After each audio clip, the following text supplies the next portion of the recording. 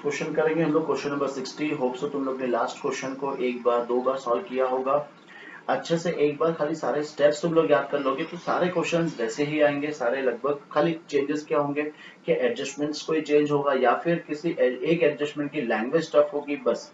इसके अलावा जो हमने जो स्टेप सीखा है वो सारे स्टेप्स हमें फॉलो करने हैं। और अगली बार से एक दो क्वेश्चन और सॉल्व कर लो, उसके बाद से तुम लोग खुद से वो क्वेश्चन पहले ट्राई करना। वीडियो से तुम्हारे पास है ये, टाइम लगा के करना क्वेश्चन जो भी कर रहे हो, और टाइम लिमिट सेट करना है एटलीस्ट 15 मिनट्स पहले। 15 मिनट्स तक क्वेश्चन को सॉल्व करने की कोशिश करना, नहीं फिर होगा फिर धीरे धीरे वो टाइम लिमिट कम करना। एटलीस्ट 11-12 तक जब तुम लोग पहुंच जाओगे तो समझ लेना तुम लोग ने अच्छे से चैप्टर समझ में आ गया है, ठीक है। चलो हम लोग स्टार्ट करेंगे question number 60। Question number 16 again same है। रीड करते हैं। पहले दो पार्टनर्स है, दो पार्टनर्स का रेशियो दिया है 2:1। बैलेंस शीट हमें दी है। बैलेंस शीट में हमें सिर्फ क्या चेक करना है, गुडविल कुछ भी नहीं दिया, भूल जाओ, फिलहाल बैलेंस शीट रीड नहीं करनी है। डायरेक्टली कहाँ आ जाएंगे, एडजस्टमेंट। सी एडमिट हो रहा है partner, she will bring 1 lakh as is capital and 60,000 for goodwill. ठीक है, मैंने कहा था ना ये हर क्वेश्चन में आएगा, कैपिटल आ रहा है और गुडविल आ रहा है। फिर plant is to be appreciated to 120, तो प्लांट में एडजस्टमेंट है। Value of building to be appreciated, तो बिल्डिंग पर एडजस्टमेंट है। ये मैं पूरा पढ़ रहा हूँ, लेकिन एग्जाम में जब तुम लोग पढ़ोगे तो खाली क्या लिखना है, प्लांट तो प्लांट पे डॉट लगाना है, बिल्डिंग बिल्डिंग पे डॉट लगाना है, स्टॉक स्टॉक पे डॉट लगाना है, प्रोविजन फॉर डाउटफुल डेट्स तो डेटर्स पे डॉट लगाना है, क्रेडिटर्स तो क्रेडिटर्स पे डॉट लगाना है। क्वेश्चन रीड करने में जितना टाइम कम लगाओगे उतना टाइम तुम्हें सॉल्व करने के लिए मिलेगा, करेक्ट। तो पास journal entries, prepare revaluation account, partners capital account and balance sheet. Account मैंने बना लिया है, ये पूरा मैं सॉल्व कर रहा हूँ। इसकी जनरल एंट्रीज तुम लोग पास करना, तुम्हें पता है कौन सी एंट्रीज पास करनी है, ठीक है।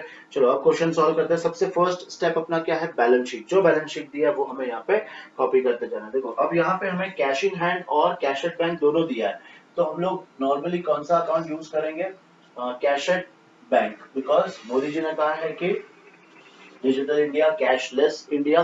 तो हम लोग भी यही मानेंगे कि वो जो पैसा ला रहा है पार्टनर वो चेक के थ्रू ला रहा है। तो हम लोग यहाँ पे लिखेंगे कैश एट बैंक। ना कैश एट बैंक कितना बैलेंस दिया है 40,000, ये हमें इनर कॉलम में लिखना है, छोड़ देंगे थोड़ी सी जगह।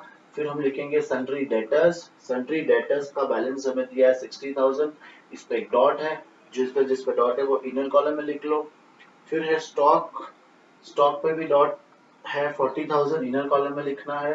फिर है प्लांट, प्लांट पे भी डॉट है तो इनर कॉलम में लिखना है 1 लाख। और फिर बिल्डिंग पे भी डॉट है तो बिल्डिंग को भी इनर कॉलम में लिखना है 1,50,000। तो जिस पर भी डॉट है सबसे पहले हमने क्या कर लिया, उसको इनर कॉलम में लिख लिया। फिर यहाँ पे जैसे जैसे दिया है वैसे लिखना है। बिल्स पेबल अगर पहले दिया तो बिल्स पेबल लिखेंगे हम लोग। बिल्स पेबल है 10,000, वो हम लोग लिख देंगे इनर आउटर कॉलम, बिकॉज उस पर हमें कोई डॉट नहीं है। फिर है क्रेडिटर्स, तो क्रेडिटर्स पे शायद डॉट था, करेक्ट, तो वो हमें कहाँ लिखना है, इनर कॉलम में लिखना है हमें 58,000। फिर है आउटस्टैंडिंग एक्सपेंसेस, तो आउटस्टैंडिंग एक्सपेंसेस यहाँ पे आ जाएगा, कोई डॉट नहीं था, डायरेक्टली आउटर कॉलम में लिख देंगे हम लोग 2,000। फिर है कैपिटल, तो कैपिटल अकाउंट ए बी और सी जब आएगा तब लिखेंगे। फिलहाल ये कैपिटल कहाँ लिखना है हमें, बाई बैलेंस ब्रॉट डाउन। एक का दिया है 1,80,000 और सेकंड वाले का दिया है 1,50,000। तो यहाँ पे मेरा स्टेप 1 कंप्लीट होता है। स्टेप 1 क्या था, अगेन याद करो, जो जो बैलेंस शीट में हमें दिया है वो यहाँ पर हमें कहीं ना कहीं तो लिखना था, ठीक है। अब स्टार्ट करेंगे हमारा स्टेप नंबर 2। फर्स्ट क्या देखो, C will bring 1 lakh as is capital. C capital लेके आ रहा है, अब याद करो सी अगर कैपिटल लेके आएगा तो किस में प्लस करना है, एक तो यहाँ पे प्लस करना है 1 लाख, और सेकेंड यहाँ पे हमें लिखना है सी के अकाउंट में बाई बैंक अकाउंट, यहाँ लिख देंगे 1 लाख, सी के अकाउंट में लिख देंगे 1 लाख, ठीक है। फिर है गुडविल लेके आ रहा है 60,000, तो यहाँ पे फिर से हमें गुडविल का अमाउंट भी प्लस करना है 60,000। और क्वेश्चन में न्यू रेशियो वगैरह कुछ भी नहीं दिया है, तो जो मेरा ओल्ड रेशियो है वही हमारा सैक्रिफाइसिंग रेशियो। यहाँ पे हम क्या करेंगे, बाई प्रीमियम फॉर गुडविल, ये 60,000 को हम क्या करेंगे, दोनों में डिस्ट्रीब्यूट करेंगे। इनके ओल्ड रेशियो में 2:1, तो ये आ जाएगा 40,000 एंड 20,000, ठीक है। फिर नेक्स्ट कैपिटल और गुडविल का एडजस्टमेंट हो गया। नेक्स्ट है plant is to be appreciated to 120, मतलब प्लांट की वैल्यू हमें कितनी लेनी है 120।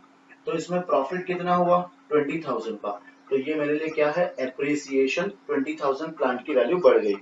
फिर बिल्डिंग को भी एप्रिशिएट करना है 10%, तो यहाँ पे हम लोग लिख देंगे appreciation at the rate of 10%।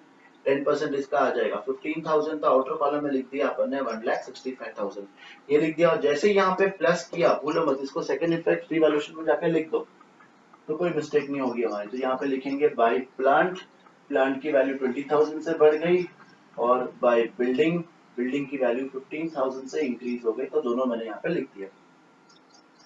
Stock is found over valued bye 4,000, stock क्या है, ओवर वैल्यूड है, तो हमें उसे क्या करना पड़ेगा, माइनस करना पड़ेगा। 4,000 से ओवर वैल्यूड है, 4,000 माइनस कर दो, आंसर कितना आ गया 36,000। नाउ स्टॉक की वैल्यू कम हो रही है, तो लॉस, लॉस कहाँ लिखेंगे हम लोग यहाँ पे, डेबिट साइड में, ये लिखते हैं हमने यहाँ पे। A provision for doubtful debts is to be created at 5% on debtors. Debtors पे हमें क्या चार्ज करना है, provision। तो provision for doubtful debts कितना है 5%, इसका 5% कितना आएगा, 5% आएगा 3,000, तो आउटर कॉलम में आ गया 57,000। करेक्ट। अब डेटर्स में भी लॉस हो रहा है, तो हम यहाँ पे लिखेंगे to provision for doubtful debts, और लॉस कितना हुआ है, ये हुआ है 3,000। करेक्ट। फिर creditors were unrecorded to the extent of 1,000, मतलब क्रेडिटर्स हमने रिकॉर्ड नहीं किए हैं 1,000 के, तो अब रिकॉर्ड करेंगे। अगर अब रिकॉर्ड करेंगे तो क्या हो जाएंगे, हमारे क्रेडिटर्स इंक्रीज हो जाएंगे 1,000 से। और अगर क्रेडिटर्स इंक्रीज हो रहे हैं, इसका मतलब लाइबिलिटीज इंक्रीज हो रही है, लाइबिलिटीज इंक्रीज हो रही है, तो अपने लिए क्या है, ये लॉस। तो यहाँ पे क्या लिखेंगे हम लोग, क्रेडिटर्स, और ये अमाउंट आ जाएगा 1,000। करेक्ट। देखो सारे एडजस्टमेंट हो गए, इजी लग रहा है क्वेश्चन अब तुम्हें, ये पहले बना दिया, सिंपल स्टेप वाइज फॉलो करो, तुम्हें कहीं मिस्टेक नहीं होगी। अब तुम्हें क्वेश्चन को देखने की जरूरत भी नहीं है, खाली कब देखना है, जब इसका आंसर आ जाएगा, वो आंसर तुम्हें उससे टैली करना है बस, वो तो अभी कर सकते हो, एग्जाम में तो वो भी पॉसिबिलिटीज नहीं है। तो अगर मैंने स्टेप वाइज किया, इसका मतलब क्या है कि मैंने उस बुक में से कोई भी चीज हमने छोड़ी नहीं है। तो अब अगर नहीं भी देखेंगे और अगर ये वन शॉट में टैली हो गया, इसका मतलब सॉल्व, आंसर सॉल्व। अब क्या करना है तुम्हें, रीवैल्यूएशन अकाउंट को तुम्हें फर्स्ट क्लोज करना है ना। अब सेकंड टाइप का मिस्टेक तुम लोग क्या करोगे, ये तो तुमने सही कर दिया कि बैलेंस शीट का बैलेंस शीट में लिख दिया, कैपिटल का कैपिटल में लिख दिया, सारे एडजस्टमेंट कर दिया। अब मिस्टेक क्या करते तुम लोग, टोटलिंग मिस्टेक। अब वो उसका कोई सोल्यूशन नहीं है, तुम्हें ध्यान देना है, आराम से करना है इसकी टोटलिंग। थोड़ा सा मैक्स का कैलकुलेशन का प्रैक्टिस करो, उसमें तुम्हारा मैक्स बड़ा। देखो 35,000, ये भी टोटल 35,000। नाउ ये कितना है टोटल, 437 और 8, 35,000 में से 8,000 माइनस करेंगे तो कितना बैलेंस बचेगा, 27,000। तो ये 27,000 तुम्हारा बैलेंस बच गया। और ये बैलेंस को हमें क्या करना है, पार्टनर्स के कैपिटल अकाउंट में डिस्ट्रीब्यूट करना है। उनके कौन से रेशियो में, ओल्ड रेशियो। ओल्ड रेशियो इनका क्या है, 2:1। 2:1 तो 3, 3 9 से 9 2 18,000 इसमें आ जाएगा, और इसमें आ जाएगा 9,000। ये हमने डिवाइड कर लिया। फिर ये लिखेंगे हम लोग यहाँ पे, इसका सेकेंड इफेक्ट रिवैल्यूएशन अकाउंट 18,000, और यहाँ पे हमने लिख दिया 9,000। करेक्ट। ये हो गया हमारा रिवैल्यूएशन अकाउंट क्लोज कर दिया। अब नेक्स्ट कौन सा अकाउंट क्लोज करना है, पार्टनर्स कैपिटल अकाउंट, और इसका बैलेंस हम लोग लिखेंगे यहाँ पे। चलो इसे क्लोज करते हैं। सबसे फर्स्ट 220, 2,38,000, फिर ये 170, 1,79,000, और ये आ गया 1 लाख। 2,38,000, 1,79,000 और 1 लाख। यहाँ पे अगेन कुछ भी नहीं है, तो यही सेम मेरा बैलेंस आ जाएगा। To balance carry down, same amount यहाँ पे लिखना है, 2,38,000, 1,79,000, और इसका है 1 लाख। फिर यहाँ पे लिख देंगे ये कैपिटल 2,38,000, 1,79,000 और 1 लाख। अब ये टोटल 9, 17, 7 और एक 1, 10, 11, 1 और एक 1, 3, 4, 5, 5,70,000। अब इसकी टोटल चेक करते हैं टैली हो रहा है कि नहीं। ये भी प्लस कर लेंगे। ये आंसर आ रहा है 2 लाख। चलो अभी से प्लस करते हैं। लास्ट के 3 0, फिर 9, 10, 11, 18, 8 और एक 1, 2, 2 और 5 7 और एक 8, लास्ट में है 5, 5,88,000 इसकी टोटल है। फिर ये 3 0, यहाँ पे आ रहा है 7, 6, 13, 13 और 5, 18, 8 और एक 1, 7, 7, 8, 9, 10, 11, 12, 17, 18, फिर से ये 8 और एक 1, 2, 3, 4, 5, तो ये आ गया टोटल 5,88,000। ऐसे तुम्हारा जब आंसर आ जाए ना, तो बहुत मजा आता है, ये बैलेंस शीट टैली हो गई। फिर कब होगा, अगेन वापस सेम चीज में रिपीट कर रहा हूँ कि तुम लोग जो आंसर करना है वो स्टेप वाइज करना है, उसमें कभी मिस्टेक नहीं होगी।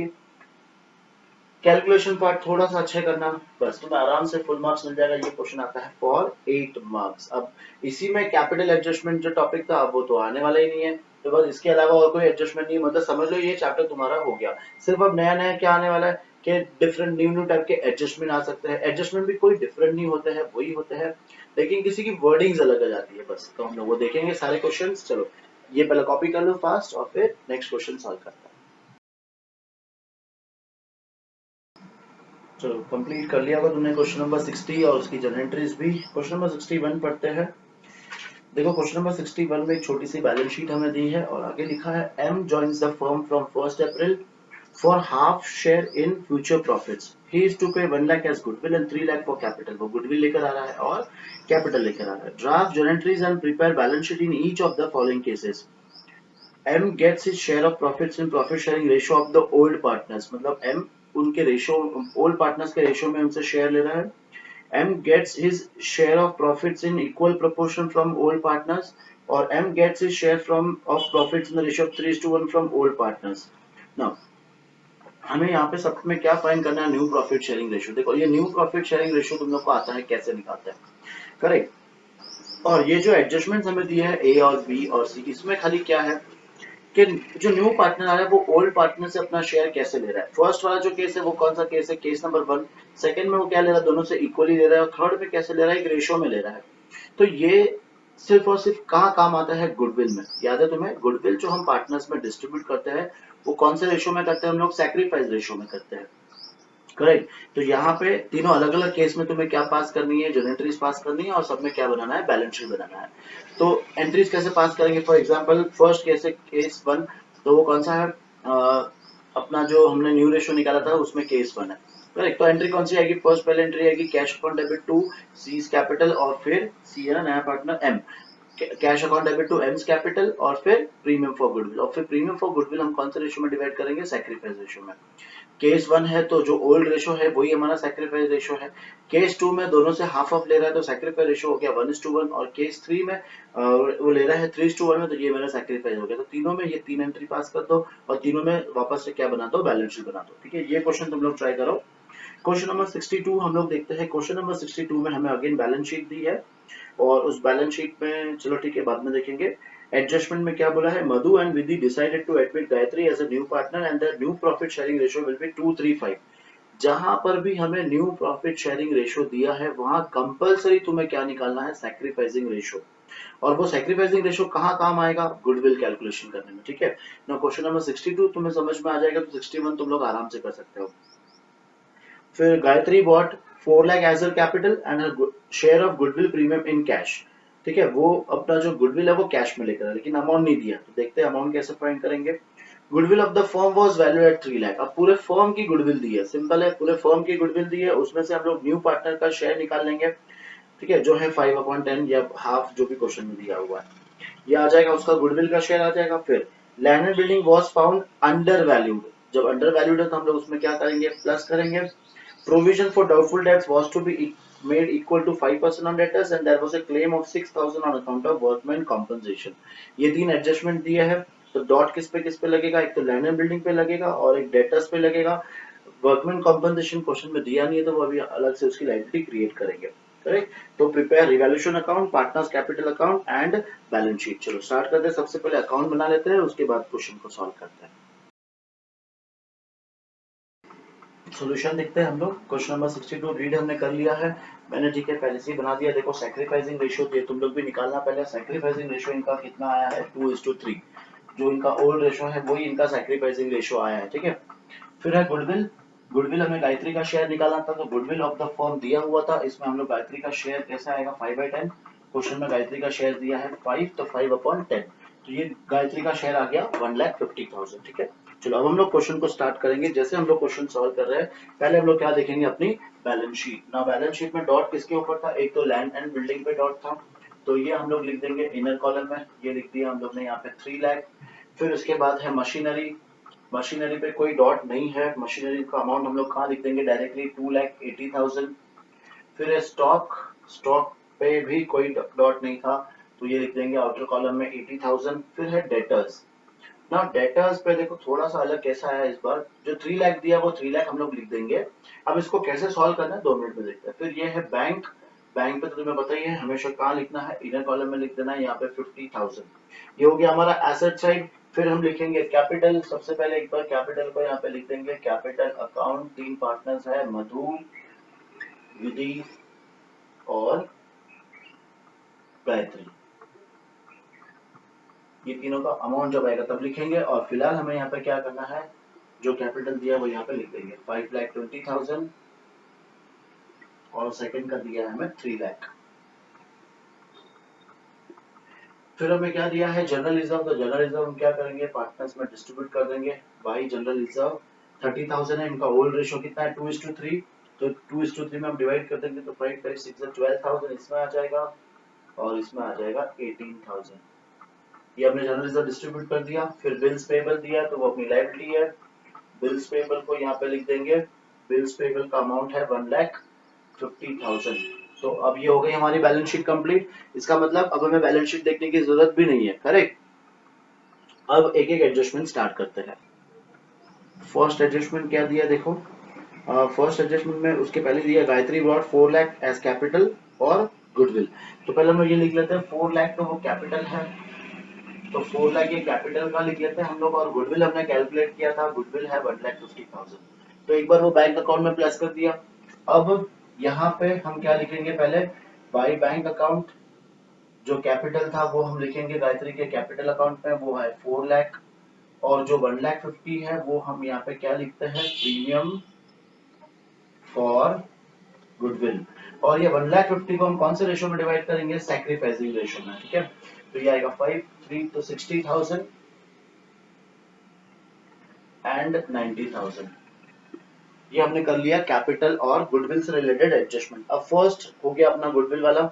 सेकंड है land building was found under valued bye 26,000। Under valued को हम क्या करेंगे प्लस कर देंगे, ओवर वैल्यूड होता तो माइनस, तो अंडर वैल्यूड होगा तो प्लस। मतलब मुझे मेरे बिल्डिंग की वैल्यू इंक्रीज करनी है, कितने से इंक्रीज करनी है 26,000, तो आउटर कॉलम में आ जाएगा 3,26,000। अब वैल्यू बढ़ रही है तो अपने लिए क्या है प्रॉफिट, तो यहाँ हम लिखेंगे by land and building, value कितने से इंक्रीज हो गई 26,000। अब सेकंड एडजस्टमेंट है provision for doubtful debt was to be made equal to 5% of debtors. Debtors का 5% हमें क्या बनाना है, प्रोविजन फॉर डाउटफुल डेट्स, इसका 5%। इसका 5%, 3 लाख का 5% कितना आएगा, 3 लाख का 5% आएगा 15,000, करेक्ट। तो आउटर कॉलम में कितना आ गया 2,85,000, ठीक है। अब यहाँ पे समझना थोड़ा सा कि ये प्रोविजन कितना आया हमारे पास 15,000, और जो बैलेंस शीट में प्रोविजन दिया है वो देखो एक बार कितना दिया है 10,000। मतलब हमारा जो प्रोविजन है पहले दिया था 10,000 और अब प्रोविजन हो गया 15,000, तो एक्चुअल लॉस अपना कितना हुआ 5,000 का। समझे कैसे, नहीं वापस देखो, मैंने कितना सोचा था पहले कि मेरा 10,000 रुपीज डूब जाएगा, प्रोविजन का मतलब क्या कि इतना पैसा मेरा डूब जाएगा, पर अब कितना डूब रहा है 15,000, तो एक्चुअल लॉस कितना हुआ है खाली 5,000। तो यहाँ पे हमारा अमाउंट कितना लिखना है 5,000।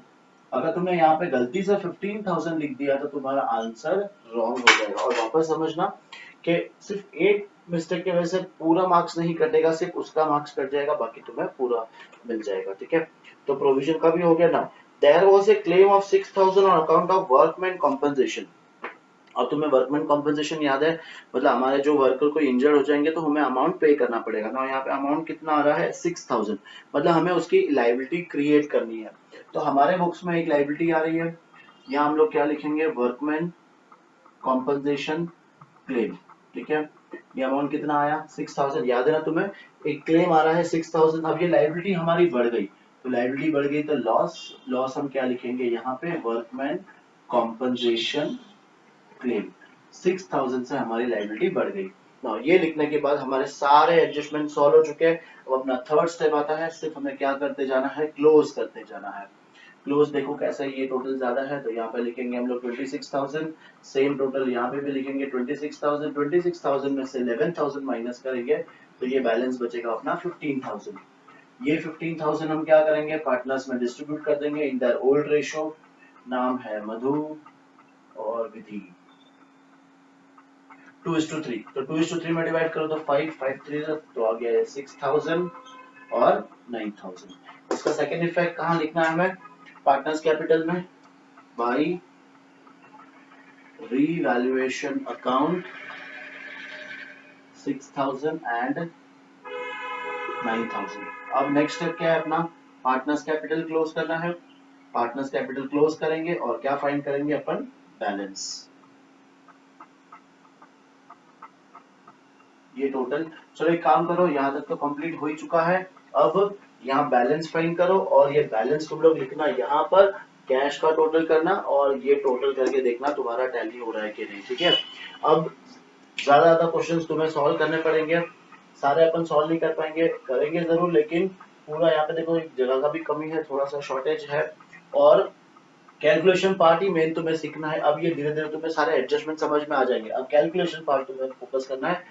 कैलकुलेटर यूज मत करना, मैन्युअली सीखना, मिस्टेक होगी वापस से करना, ठीक है, पर विदाउट यूज ऑफ कैलकुलेटर। चलो टैली करो फटाफट, स्टार्ट करते हैं। हमारा नेक्स्ट क्वेश्चन जो है question number 63। Shyam and Sanjay were in partnership business sharing profits and losses in the ratio of 2:3। एक बैलेंस शीट हमें दी है, बैलेंस शीट के नीचे एडजस्टमेंट्स देखते हैं। On first April they admitted Shankar into partnership for 1/3 share in future profits on the following terms. Shankar is to bring in 30,000 as capital, 20,000 as goodwill, which is to be remain in business। मतलब simple क्या है, वो capital और goodwill लेकर आ रहा है, उसकी एंट्री हमें पास करनी है। Stock and furniture are to be reduce by 10%, दोनों की वैल्यू हमें कम करनी है। बिल्डिंग को एप्रिशिएट करना है। Provision of 5% is to be made on sundry debtors, ठीक है, ये सब पे क्या लगा देंगे अपन, डॉट लगा देंगे। Unaccounted accrued commission income of 2400 is to be provided for. Now देखो ये एक नया है, ठीक है, बाकी सब में तो क्या रहता है, अप्रिशिएट, डेप्रिशिएट, प्रोविजन, ये नया आ गया। अब नया में कैसे पहचानना है, अनअकाउंटेड एक्रूड कमीशन इनकम, मतलब अपने बुक्स में एक अनअकाउंटेड, अनअकाउंटेड का मतलब क्या, अनरिकॉर्डेड, अनरिकॉर्डेड क्या आ रही है, इनकम। तो अनरिकॉर्डेड इनकम अपने लिए क्या होती है, एसेट। तो एक तो प्रॉफिट हो गया, कहां लिखेंगे, रिवैल्यूएशन के क्रेडिट साइड में, और एसेट हम लोग कहां लिखेंगे, बैलेंस शीट के एसेट साइड में, ठीक है। तो ऐसे समझना है हम लोग को, unaccounted accrued commission income, income मतलब अपना प्रॉफिट, प्रॉफिट मतलब यहाँ पे, और अपने बुक्स में एक एसेट आ रहा है। A debtor whose dues of 4,800 were written off as bad debts paid 50% in settlement। देखो अब ये भी नया चीज है वापस। A debtor whose dues of 4,800 were written off as bad debts। अब तुम लोग इसका मिस्टेक क्या करोगे, जैसे देखो बैड डेट्स है, उसने 50% हमें दे दिया ना। ए डेटर तुम लोग क्या करोगे, सीधा इसको डेटर में से माइनस करोगे, लेकिन नहीं, क्या लिखा है आगे, a debtor whose dues of 4,800 were written off as bad debts, मतलब हमने इसको ऑलरेडी बैड डेब्ट्स मान लिया है, वो मुझे 50% दे रहा है, तो अपने लिए क्या है ये, बैड डेब्ट्स रिकवर्ड, ठीक है। तो अपने पास क्या आ रहा है, पैसा आ रहा है, और अपने लिए क्या हो गया, ये प्रॉफिट, क्योंकि जो पैसा डूब चुका था, हमने सोचा था कुछ भी नहीं आएगा, उसका 50% आ रहा है, तो अपने लिए क्या हो गया, ये प्रॉफिट। तो कहां लिखेंगे, क्रेडिट साइड में, और अपने कैश में प्लस करेंगे। और आउटस्टैंडिंग रेंट, अपने बुक्स में एक आउटस्टैंडिंग रेंट मतलब लाइबिलिटी आ रही है, लाइबिलिटी आ रही मतलब लॉस, लॉस कहां लिखेंगे, डेबिट साइड में, और बैलेंस शीट के लाइबिलिटी साइड में। Show profit and loss adjustment account, partners capital account and balance sheet, ठीक है। चलो सॉल्व करते हैं हम लोग। सबसे फर्स्ट हम लोग क्या लिखेंगे, cash in and cash at bank, दोनों दिया होगा तो हम कैश इन हैंड को तो आउटर कॉलम में लिख देंगे 710, और कैश एट बैंक को हम लिखेंगे इनर कॉलम में। कैश एट बैंक है 11,925। फिर है सन्ड्री डेटर्स, तो सन्ड्री डेटर्स इस पे एडजस्टमेंट था, डॉट लगा देंगे 5,500। फिर है स्टॉक, स्टॉक पे डॉट था 18,000। फिर है फर्नीचर, फर्नीचर पे भी डॉट था, फर्नीचर की वैल्यू है 4,400। फिर है बिल्डिंग, फर्नीचर पे भी एक लाइन छोड़ देंगे। फिर है बिल्डिंग, बिल्डिंग पे भी डॉट था 40,000, इनर कॉलम में लिख देंगे, एक लाइन छोड़ देंगे। फिर है क्रेडिटर्स, तो सबसे फर्स्ट लिखेंगे पहले क्रेडिटर्स, इस पे कोई डॉट नहीं है, सीधा आउटर कॉलम है 12435।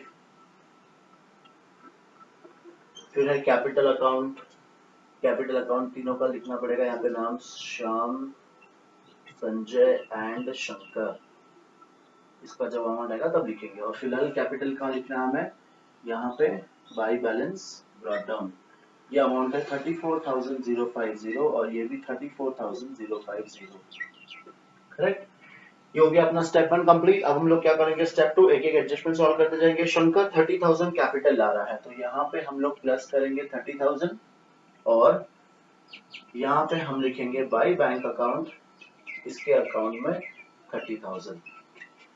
फिर 20,000 गुडविल ला रहा है, तो वो भी यहाँ पे हम लोग 20,000 गुडविल प्लस करेंगे और ये हम लोग यहाँ पे क्या करेंगे, दोनों में डिस्ट्रीब्यूट कर देंगे। लिखेंगे क्या, बाय प्रीमियम फॉर गुडविल। 20,000 को दोनों में डिस्ट्रीब्यूट करना, कुछ भी नहीं दिया तो इनका जो ओल्ड रेशो है वही हमारा सैक्रिफाइस रेशो हो जाएगा। ओल्ड रेशो कितना है, 2:3। तो वो 20,000 को 2:3 में डिवाइड करेंगे तो 5, 5, 4, 8,000 एंड 12,000। ये हो गया प्रीमियम फॉर गुडविल। फिर stock and furniture to be reduced by 10%, तो स्टॉक में से हम लोग को माइनस करना है 10%, 1800, आउटर कॉलम में 16,200। फर्नीचर में से भी रिड्यूस करना है 10%, 440, तो ये आ जाएगा 3960।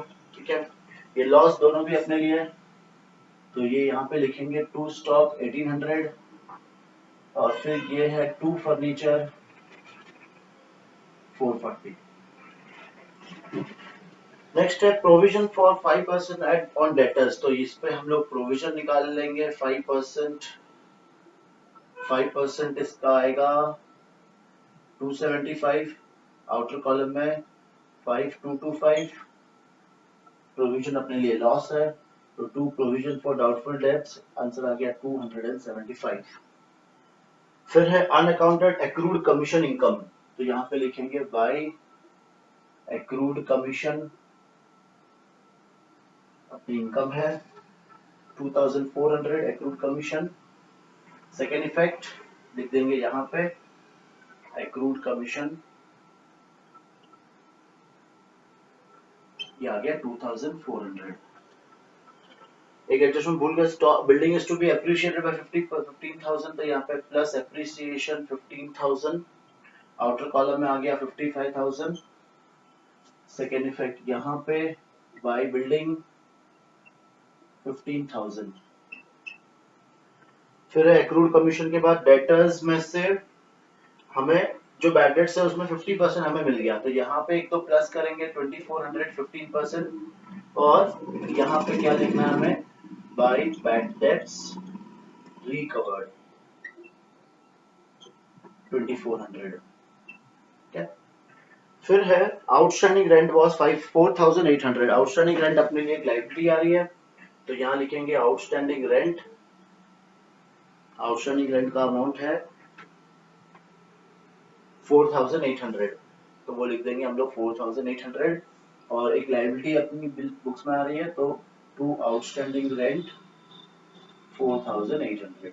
करेक्ट, सारे एडजस्टमेंट्स हो गए। अब अगेन इस क्वेश्चन को आगे कंटिन्यू तुम लोग करोगे।